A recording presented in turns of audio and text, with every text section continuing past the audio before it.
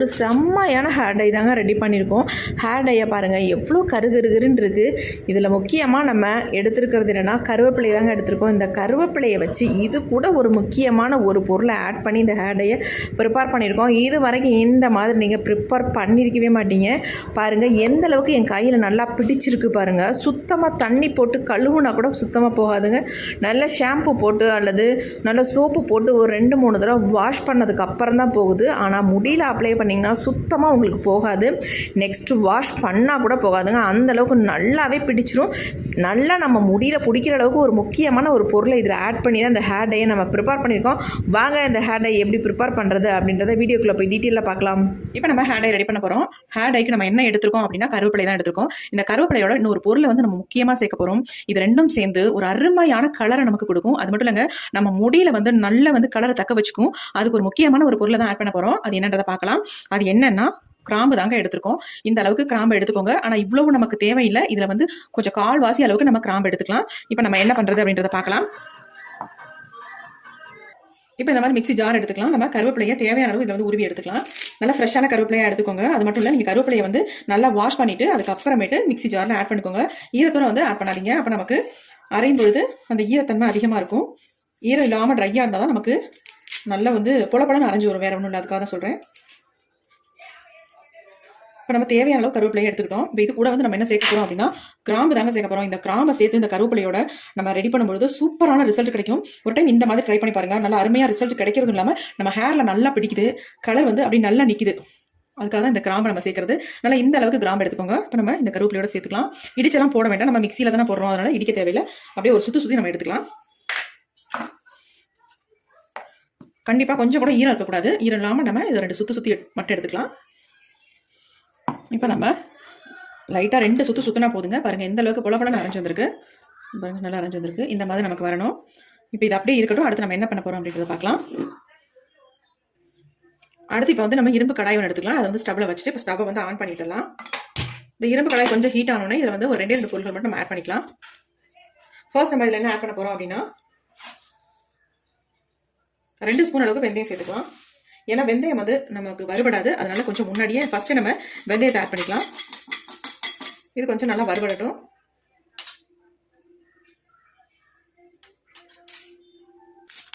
இந்த பாருங்க ஓரளவுக்கு வறுபட்டு வருது. கொஞ்சம் வெடிக்க ஆரம்பிச்சிச்சு பாருங்க.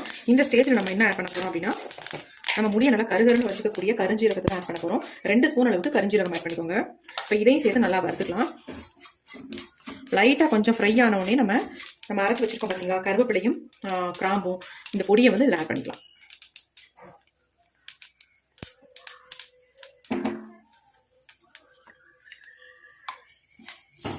இப்போ இது எல்லாத்தையும் சேர்த்து நல்லா வறுத்து எடுத்துக்கலாம். இப்போ பாருங்க நல்லா வறுபட்டு வருது. புகைய ஆரம்பிச்சிருச்சு. கொஞ்சம் லோ ஃப்ளேம்லேயே நம்ம வச்சுக்கலாம்.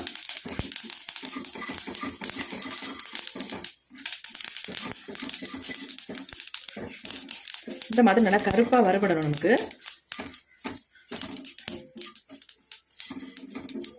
எனக்கு கொஞ்சம் அதிகமாக பொடி தேவைப்படுறதுனால நான் வந்து கொஞ்சம் அதிகமாகவே எல்லாம் எடுத்திருக்கேன். உங்களுக்கு எவ்வளவு தேவையோ அந்த அளவுக்கு நீங்கள் வந்து எடுத்துக்கோங்க. உங்களுக்கு ஸ்டோர் பண்ணி வைக்கிறதுக்கு வேணும் அப்படின்னு நினச்சிங்கன்னா கொஞ்சம் கூடவே எடுத்து ரெடி பண்ணி வச்சுக்கோங்க. உங்கள் அவசரத்துக்கு கண்டிப்பாக இது வந்து பயன்படும். ரொம்ப புகைய ஆரம்பிச்சிருச்சு. இரும்பு கடாயை எடுத்து வறுத்துக்கிட்டிங்கன்னா ஈஸியாக சீக்கிரம் வறுபட்டுரும். அதனால தான் இரும்பு கடாய் எடுக்க சொல்கிறது. அப்படி இல்லைன்னா நார்மல் ஒரு கடாயை எடுத்து யூஸ் பண்ணிக்கோங்க நீங்கள். இப்போ பாருங்கள் நல்லா வறுபட்டுருச்சு. இதில் வந்து முக்கியமாக அந்த கிராம்பை ஆட் பண்ணியிருக்கோம் பார்த்தீங்களா, அது நல்லா வந்து கலரை வந்து தக்க வச்சுக்கும். ஹேரில் டை அப்ளை பண்ணோம்னா நல்லா கலர் வந்து பிடிக்கும். அந்த கலர் போகவே போகாது. அதனால தான் நம்ம வந்து இதில் வந்து கிராம்பு ஆட் பண்ணுறது. இப்போ கடைசியாக ஒரே ஒரு பொருளை மட்டும் ஆட் பண்ணிட்டு நம்ம ஸ்டவ்வை வந்து ஆஃப் பண்ணிக்கலாம்.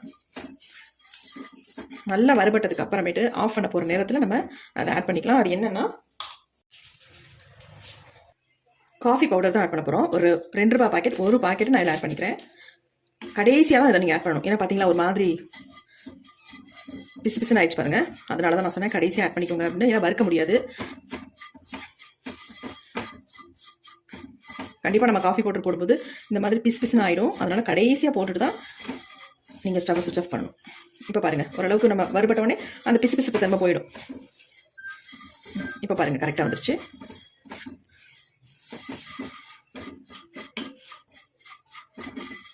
சூப்பரான ஹேர் டை நம்ம ரெடி பண்ண போகிறோம்.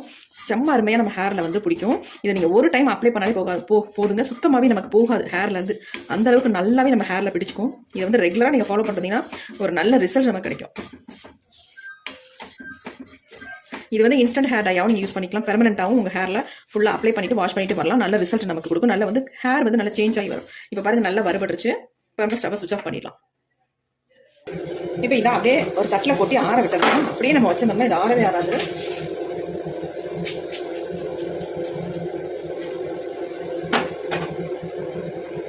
பாருங்க, தட்டில் கொட்டியாச்சு. ஒரு 5 minutes விட்டிங்கன்னா அப்படியே ஆறிடும். அதுக்கப்புறமேட்டு எடுத்து யூஸ் பண்ணிக்கலாம். நம்ம அடுத்து என்ன பண்ண போகிறோம் அப்படின்னா, மிக்ஸி ஜார் எடுத்துக்கலாம். அதில் வந்து வறுத்து வச்சுருக்க இந்த பொருள்களை ஆட் பண்ணிக்கலாம். இப்போ இதை வந்து நல்லா நைஸாக அரைச்சி எடுக்க போகிறோம். நல்லா பவுடர் மாதிரி அரைச்சி எடுத்துக்கணும். எல்லாம் நல்லா வறுபட்டுருக்கிறதுனால டக்குன்னு அரைஞ்சிரும், ஒன்றும் இல்லை. இப்போ நம்ம அரைச்சி எடுத்துட்டு வந்துடலாம். இப்போ நம்ம அரைச்சி எடுத்தாச்சு. பார்க்கலாம் எப்படி இருக்குது அப்படின்னு.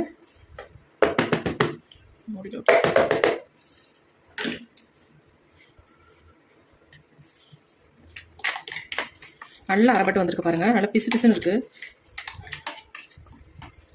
ஏன்னா நம்ம கரிஞ்சீரகம் சேர்த்துருக்கனால கொஞ்சம் பிசு பிசுப்பு தன்மை இருக்கும். பார்க்கலாம் எப்படி அரைஞ்சிருக்கு அப்படின்ட்டு. நல்லா நைஸாக அரைஞ்சிருக்கு பாருங்கள். எப்படி கருகருன்னு இருக்குது அப்படின்ட்டு என் கையிலேயே பிடிச்சிக்குது. இப்போ நம்ம ஆனாலும் சளிச்சு எடுத்துக்கலாம். இந்த மாதிரி ஒரு சல்லடையில் நம்ம சளிச்சிட்டு பயன்படுத்திக்கலாம். அப்போ நமக்கு இன்னும் நல்லா ஃபைன் பவுடராக கிடைக்கும். அதுக்கு தான்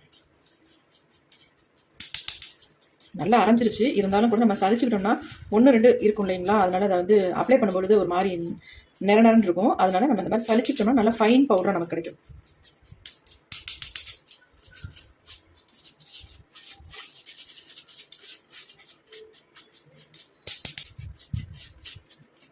இது கொஞ்சம் குறைன்னு தான் இருக்குது. இது கூட அப்படியே நம்ம ஒரு தடவை மிக்சியில் போட்டு அரைச்சிட்டு அப்புறம் நம்ம சளிச்சிக்கலாம். லைட்டாக ஒரு ஓட்டு ஓட்டினீங்கனாலே போதும். வேண்டாம், இதை கூட நம்ம வச்சிடலாம். இது அப்படி இருக்கட்டும். நம்ம இதை மட்டும் யூஸ் பண்ணிக்கலாம். பாருங்க எப்படி இருக்குப்பா, பயங்கர சாஃப்டாக இருக்குது. கையில் தொடுறதுக்கே அப்படி இருக்குங்க. அவ்வளோ அருமையாக இருக்குது. நல்லா சாஃப்டாக இருக்குது. பாருங்க, கை பாருங்கள், நல்லா பிடிக்குது கையில்.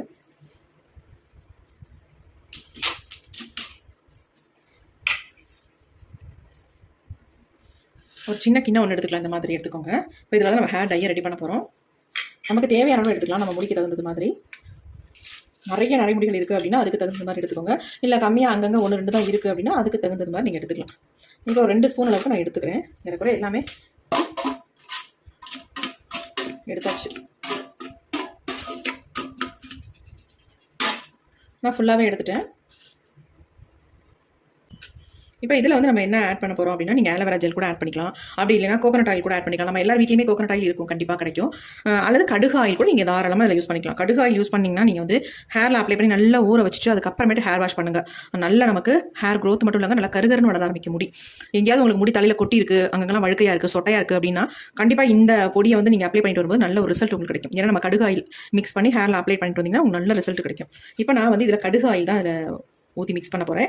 ஏன்னா எனக்கு வந்து ஹேரில் வந்து நிறைய அங்கங்கே வந்து முடி கொட்டி ஒரு மாதிரி இருக்குது. எனக்கு ஒரு திக்னஸ் கம்மியாக இருக்குது. அதனால நான் வந்து கடுகு ஆயில் ஊற்றி மிக்ஸ் பண்ணிக்க போகிறேன்.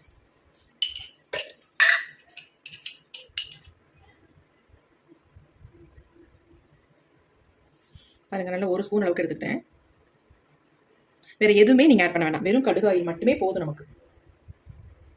ஆயில் கூட எனக்கு தீந்துருச்சு. பேக்கெட்டில் இருக்குது, எடுத்து பாட்டிலில் ஊற்றணும்.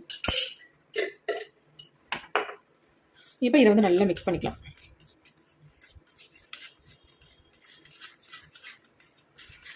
பாருங்கள் எப்படி இருக்குன்ட்டு. நீங்கள் கோகனட் ஆயிலோ அல்லது ஆலோவேரா ஜெல்லோ ஊற்றுறதை விட கலர் வந்து பயங்கரமாக இது கொடுக்குங்க. நல்ல ஒரு டார்க் கலர் நமக்கு கொடுக்கும்.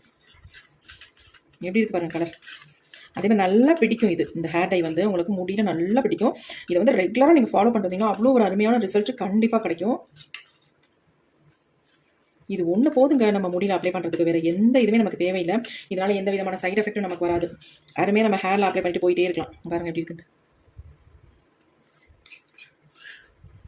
அரிக்குமோ அல்லது நமக்கு வந்து அலர்ஜி வருமோ, இதனால் ஏதாவது பிரச்சனை ஆகுமோ அப்படின்னு எதுவுமே நினைக்க வேணாம். இது ரொம்ப சிம்பிள், ஈஸியாக நம்ம ஹேரில் அப்ளை பண்ணிட்டு போகலாம். இதை வந்து நீங்கள் அப்படியே ஸ்டோர் பண்ணி கூட வச்சுக்கலாம். இதில் என்னென்னா ஆயில் இன்னும் கொஞ்சம் ஊற்றி நீங்கள் ஒரு பாட்டிலில் போட்டு ஒரு 3 நாளைக்கு வெளியில் வெயிலில் வச்சுருங்க. மிதமான வெயிலில் வச்சு அதை எடுத்து யூஸ் பண்ணிட்டு வந்தீங்கனாலே போதும். உங்கள் முடி வந்து நல்லா கருகருன்னு பழுக ஆரம்பிச்சிடும். நல்லா ஹேர் க்ரோத் கொடுக்கும். அது முக்கியமான பொருட்கள் தான் நம்ம இதில் ஆட் பண்ணியிருக்கோம். அதனால் நல்ல முடியோட வளர்ச்சி நல்லாயிருக்கும். கண்டிப்பாக அதை ட்ரை பண்ணுங்கள். நான் கொஞ்சமாக கையில் உங்களுக்கு தொட்டு காட்டுறேன் எந்த அளவுக்கு இருக்குது அப்படின்ட்டு. ஏற்கனவே என் கை பாருங்கள் எந்த அளவுக்கு பிசு பிசுன்னு நல்லா கருகருன்னு பிடிச்சிருக்கு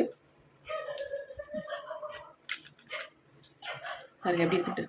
ஹேர் டை செம்மையாக இருக்குது பார்க்குறதுக்கு. நம்ம ஹேரில் அப்ளை பண்ணால் அவ்வளோ அருமையாக இருக்கும் ரிசல்ட். கண்டிப்பாக ட்ரை பண்ணுங்கள். ரொம்ப ரொம்ப உங்களுக்கு யூஸ்ஃபுல்லாக இருக்கும். பாருங்க எப்படி இருக்கு. கொஞ்சமாக கையில் அப்ளை பண்ணி கட்டுவாங்க.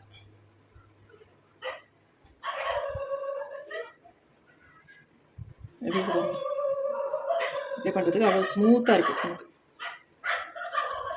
எல்லா முடிக்கும் நல்லா அப்ளை பண்ணி விட்டுருங்க. அப்ளை பண்ணிவிட்டு நீங்கள் ஒரு 2 ஹார்ஸ் கூட அப்படியே விட்டுட்டு அதுக்கப்புறமேட்டு ஒரு மைல்டு ஷாம்பு போட்டு வாஷ் பண்ணிக்கோங்க, அல்லது சீக்காய் யூஸ் பண்ணிக்கோங்க. அது எப்படி இருக்குன்னு சூப்பராக இருக்குது. கண்டிப்பாக ட்ரை பண்ணுங்கள். ஒரு அருமையான ரிசல்ட் நமக்கு கொடுக்கும். அது இல்லாமல் இது இன்ஸ்டன்ட் ஹேர் டையாகவும் நீங்கள் யூஸ் பண்ணிக்கலாம். எங்கேயும் வெளியில் கிளம்புற நேரம் கண்டிப்பாக இந்த ஹேர் டையை நீங்கள் அப்ளை பண்ணிவிட்டு அப்படியே வெளில போய்க்கலாம். நல்லா தலையை சீவிக்கிட்டு சுத்தமாக ஒன்றுமே தெரியாது உங்களுக்கு. டை அப்ளை பண்ண மாதிரியே தெரியாது. நார்மலாக ஆயில் வச்சிருக்க மாதிரியே தான் இருக்கும். அப்படின்னு ட்ரை பண்ணலாம். நீங்கள் பெர்மனெண்ட்டாக உங்கள் ஹேர் நல்லா பிளாக்காக மாறணும், நல்லா வளரணும்னு நினச்சிங்கன்னா இதை வந்து ரெகுலராக நீங்கள் பயன்படுத்திடுவாங்க. வாரத்துக்கு 3 தடவை இதை வந்து யூஸ் பண்ணிடுவாங்க. நல்ல ரிசல்ட் பிடிக்கும். ஃபுல்லாக வந்து உங்களுக்கு வெள்ளை முடியாக இருக்குது அப்படின்னா கண்டிப்பாக இதை வந்து ஆயிலில் மிக்ஸ் பண்ணி உங்கள் ஹேரில் நல்லா அப்ளை பண்ணிடுங்க. உங்கள் முடியெல்லாம் எல்லாமே நல்லா கருமையாக மாறிடும். அந்த அளவுக்கு சூப்பராக ரிசல்ட் கொடுக்கும். கண்டிப்பாக ட்ரை பண்ணுங்கள். இப்போ வாங்க இந்த ஹேர் டையை என்னுடைய ஹேரில் வந்து நான் அப்ளை பண்ணி காட்டுறேன்.